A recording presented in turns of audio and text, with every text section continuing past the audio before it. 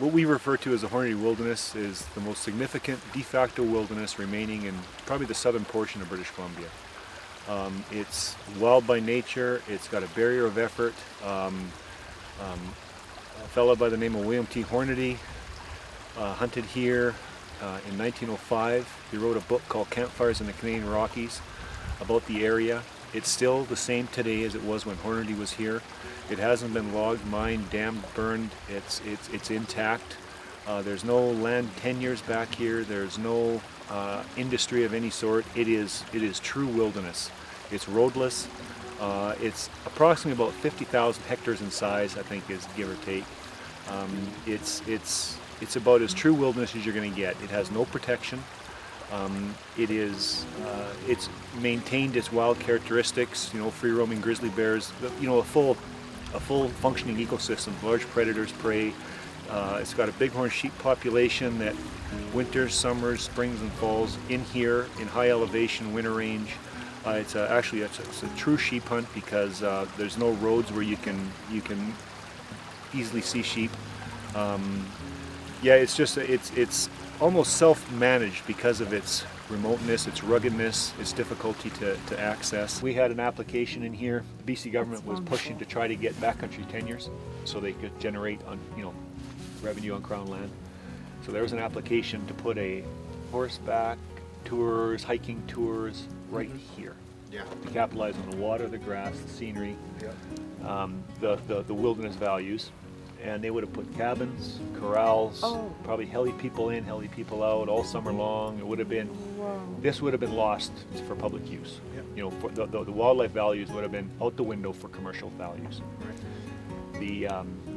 The Lands Branch, at the time that's what they were called, received more letters of opposition, because it's a public review period, received more letters in opposition than any other tenure application they had had to that point.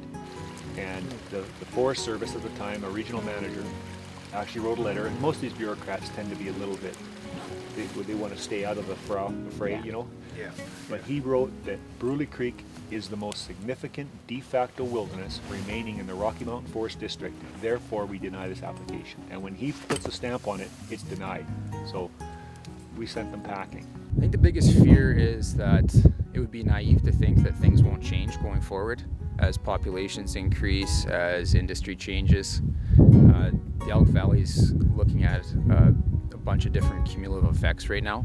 We've got 5 existing coal mines, other coal mine proposals on the table. There's logging, there's 3 communities that are increasing in size, more and more people come into the area.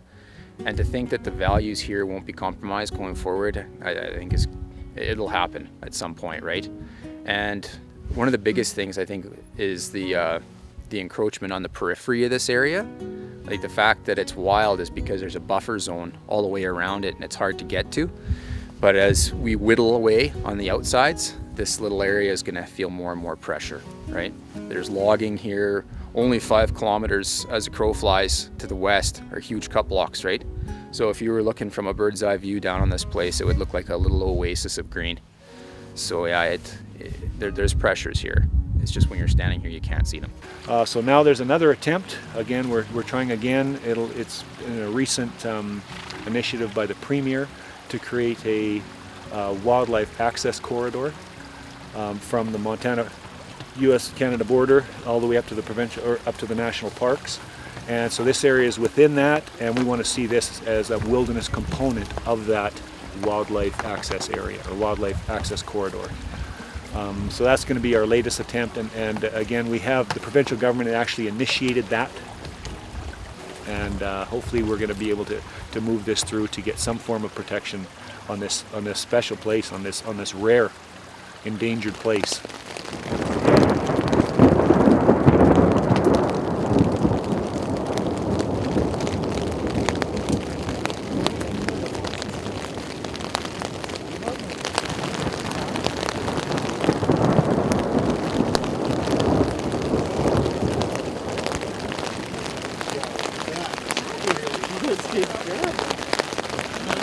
Yes, yeah, not the cool guy, eh?